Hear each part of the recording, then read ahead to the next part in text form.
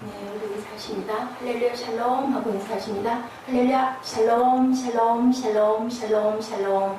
하나님 사랑합니다. 여러분 주 안에서 사랑합니다. 오늘 욥기 31장 24절에서 40절 악을 떠나는 생활 어제 이어서 어제는 내가 음란한 마음 가늠하는 마음 절대 품지 않고 항상 하나님만 바라봤다. 그래서 욥이 나의 상황을 이러했는데 이렇게 욥처럼 이렇게 했으면 저 같아도 정말 하나님 억울합니다. 왜 이런 일이 일어났을까요? 정말 너무 궁금했을 것 같은 그러한 내용들이 쭉 펼쳐지죠. 16절에도 보면 내가 언제 가난한 자의 소원을 막았거나 과부의 눈으로 하여금 실망하게 하였던가. 나만 혼자 내 떡덩이를 먹고 고아에게 그 조각을 먹지 않냐였던가. 내가 젊었을 때부터 고아기르기를 아비처럼 했다라고 하죠. 내가 사람의 의복이 없어 죽어가고 가난한 자가 덮을 것이 없는 것을 못 보채한 적이 없다. 이런 24절부터 내 소망을 금에다 두고 금의 물품에 그렇게 나는 연연한 적이 없다. 재판에 회부할 죄악이니 내가 그리하였으면 내가 위에 계신 하나님을 속이는 것이다. 해가 빛남과 달이 밝게 뜬 것을 보고 내 마음이 슬며시 유혹된 노선에 입맞췄다면 어떤 유혹, 음란한 생각 이런 거 한 적이 없다. 31절에도 내 장막 사람들은 주인의 보기에 배부르지 않은 자가 하나도 없었다고 그러죠. 내 변명을 좀 들어달라고 35절에.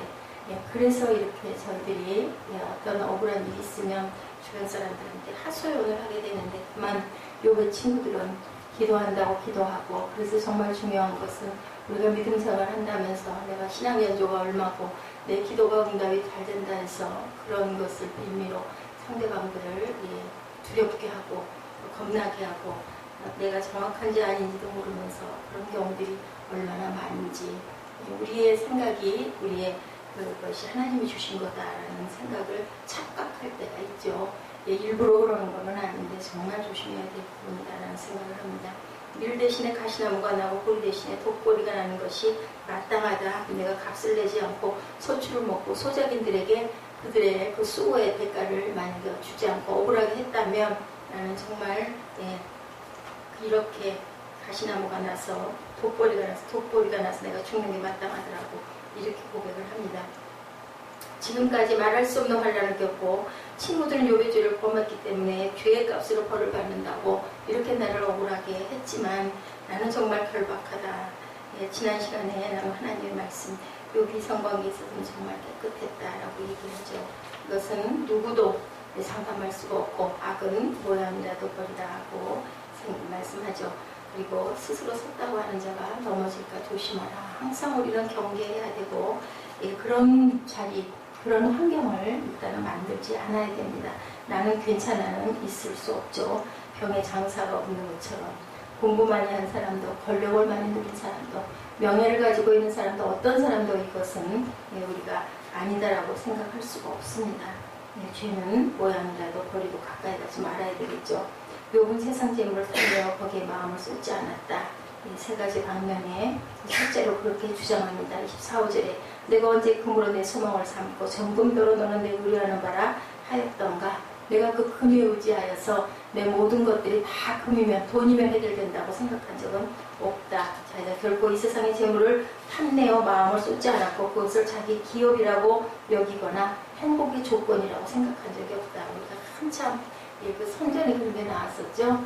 침대는 아름답고 참 편하고 너무너무 좋지만 그것이 단잠을 주지 않는다. 아무리 명침대라도 630억 원이라고 했나요? 어떻게 생긴 침대인지 모르지만 그 침대도 우리 불면증을 해결해 주지는 못하죠. 마음에 평강이 있어야 합니다. 자기가 결코 이 세상의 재물을 탐내어 마음을 쏟지도 않았고 성경 어디에 봐도 돈이 인간에게 궁극적인 평안을 준다고 한 곳은 없습니다. 부자 되기에 쓰지 말고 내 스스로운 지혜를 버릴지어다. 어찌하여 허무한 것을 주목하느냐. 정령의 재물은 날개를 내어 하늘에 나는 독수리처럼 날아가리라. 잠언에 이런 귀한 말씀이 있습니다. 근데 돈이 죄악이라고 하진 않았어요. 그죠?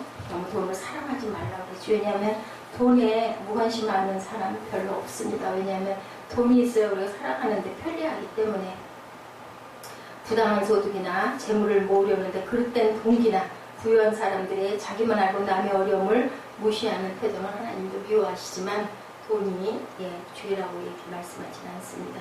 경건한 사람들 가운데 부자가 많았죠. 아브라함, 욥, 솔로몬, 요시야, 바나바, 빌레몬, 루디아 모두 다 부자였어요. 그런데 그 부유한 것을 하나님께 온전하게 아주 귀한 뜻에 많이 썼던 사람들이기 때문에 이렇게 이름이 지금도 이렇게 저희들에게 불림을 당하죠. 부자였지만 욥은 재물을 신뢰하지 않았다. 황금으로 자기의 소망을 삼지 않았고 황금을 신뢰하여 자기 소망으로 삼는 사람은 어리석은 사람이다 라고 욥이 이렇게 스스로 고백을 합니다. 성경에 나온 어리석은 부자 이야기, 재물이 많았기 때문에 어리석었나? 아니죠. 재물을 의지하고 거기에 소망을 두고 재물이 그에게 기쁨을 주는 줄 생각했기 때문에 그 생각 자체가 어리석었던 것이지 재물 많은 게 어리석은 것들은 아니었다라는 겁니다. 이렇게 우리가 물질에게서 만족을 느낀다는 것은 정말 허망하다.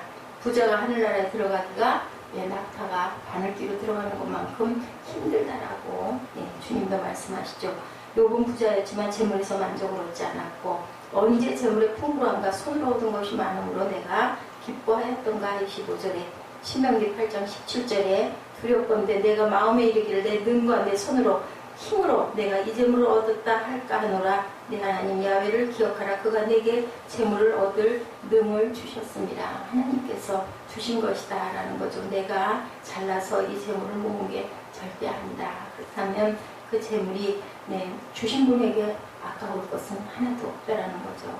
많은 재산의 손해를 보면 혈압이 오르고 속병이 나고 충격을 받아 죽든지 자살하든지 정말 어리석은 거죠. 그것은 그럴 필요가 없습니다. 그런데 또한 이것이 쉽지 않아요. 많은 것을 실타리처럼 얽혀있다 보면 그냥 내가 이거 짊어지고 가야지 하는 생각을 할 때도 많습니다.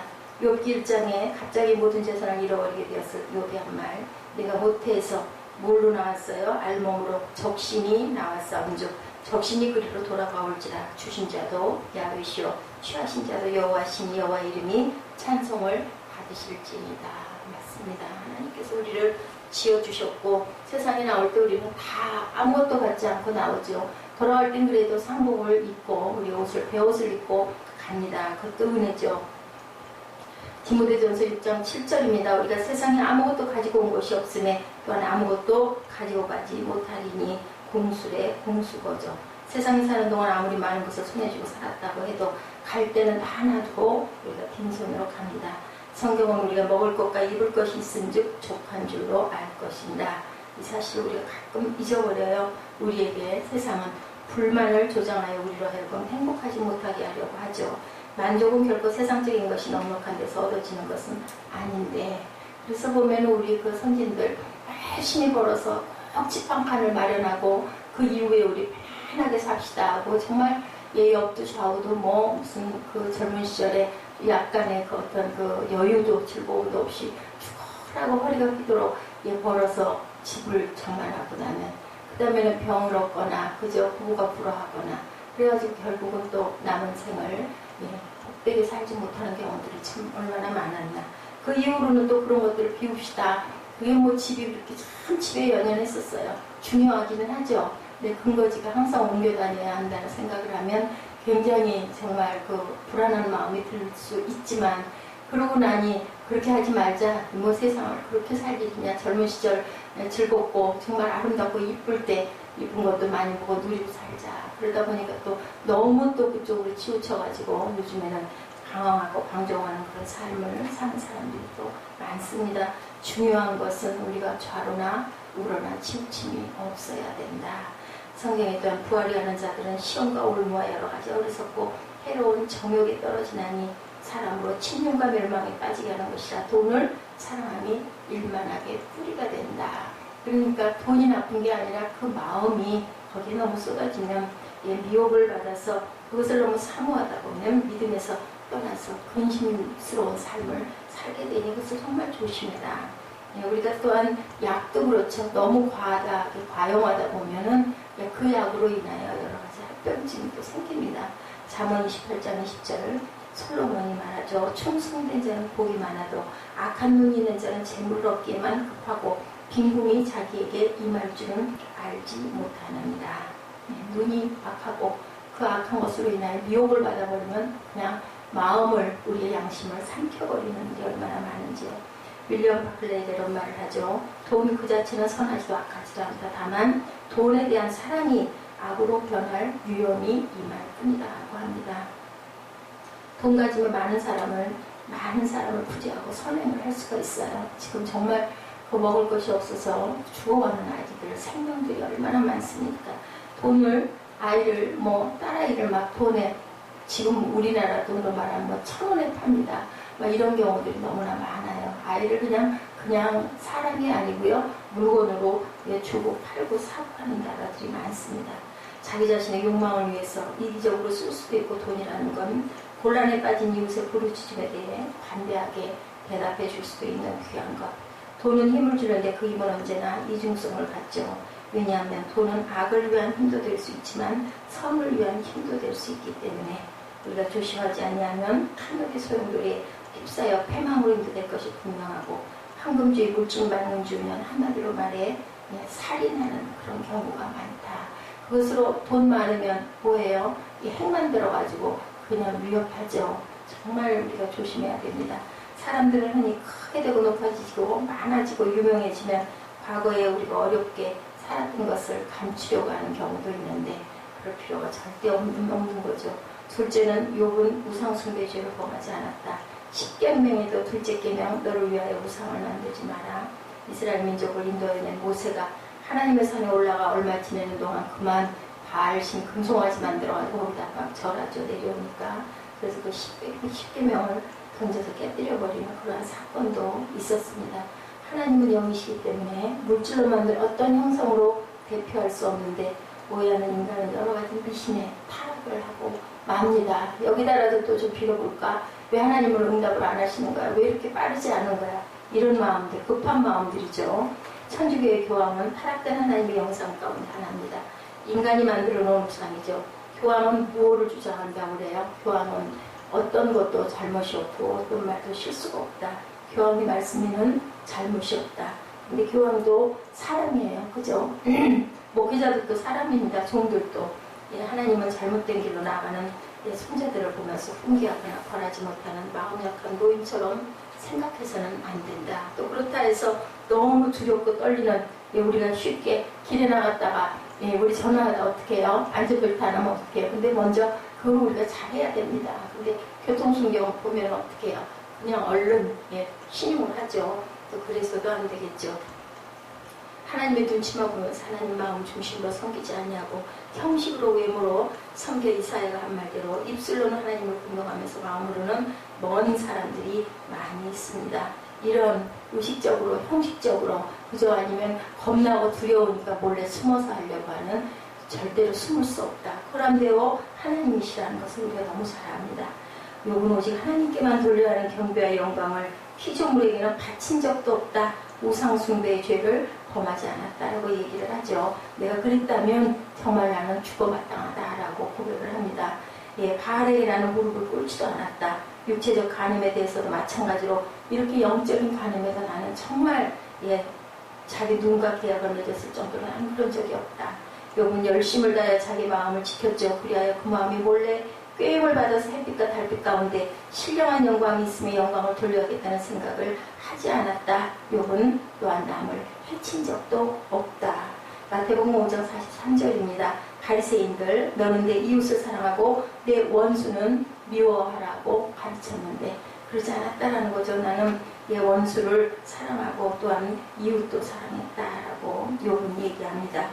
그들이 잘못되는 것, 그들이 못되는 걸 보고 내가 기뻐한 적이 없다. 근데 우리 그렇게 하기 힘들어요. 그냥 쌤통이다 그죠? 훤히 좀 나봐야 돼. 하나님 뭐하고 계셔? 우리 이럴 때 많습니다. 욥은 자기가 가해진 피해에 대해서 보복하려고도 않았고 나를 미워하는 사람을 가죽으로 몰아넣지도 않았다. 29절이죠. 내가 언제 나를 미워하는 자의 멸망을 기뻐했으며 그의 재앙 만남을 인하여 기운을 뽐내었던가. 나에게 손해를 끼치는 사람에게 고의로 원수를 갚거나 그를 해롭게 하지는 않는다고 해도 우리가 슬그머니 미소 지을 수 있거든요. 아이고 그렇더니 결국 그랬지. 이것도 잘못된 거라는 겁니다. 욥은 나는 그런 사람이 아니고 나는 정말 그런 일이 없었다라고 얘기해요. 잠언 24장 17, 18절입니다. 내 원수가 넘어질 때 즐거워하지 말며 그가 엎드러질 때 마음에 기뻐하지 말라. 야훼께서 이것을 보시고 기뻐 아니하사 그 진노를 그에게서 옮기실까 두려우니라. 원수가 넘어질 때 기뻐하는 것을 하나님이 기뻐하지 아니하신다고 말씀합니다. 30절에 실상은 내가 그의 죽기를 구하는 말로 저주하여 내 입으로 범죄케 아니하였느니라. 욥은 자기가 그런 일을 했다면 자기에 대해 죄가 될 줄 나는 알고 있다. 그의 혀로 범죄치 않기 위해 조심했고 입으로 죄를 짓도록 내버려 두지 않았다. 사람이기 때문에 복수하고 싶은 충동받을 때가 많지만 주변에서 보복하려고 선동하는 사람들도 있죠. 다윗이 어땠어요? 내 마음에 합한 자인 다윗은 엔게디 굴에서 누구를 사울을 만났을 때, 아비새와 같이 사울의 진에 이르렀을 때, 시므이가 저주할 때, 그때도 그저 다 그냥 그 기회를 그냥 놉니다. 옷깃만 베고 말죠. 시므이가 저주할 때도 뭐라고 그랬어요? 가만둬라. 저것도 하나님이 하시는 일이다. 내 아들이 나를 죽이려고 쫓아오는데 저 당연한 거 아니냐? 이렇게 얘기할 때 그 가슴이 얼마나 아팠겠습니까? 세상 물질의 종이 되지 말아야 되겠죠. 우상을 섬기지 말고 원수를 갚지 않아 하나님 앞에서, 사람 앞에서 우리가 부끄럽지 않은 그러한 삶을 살아야겠다라는 마음의 결단과 감동이 있으시는 오늘 하루 되시기를 주님의 이름으로 축복합니다. 기도하시겠습니다.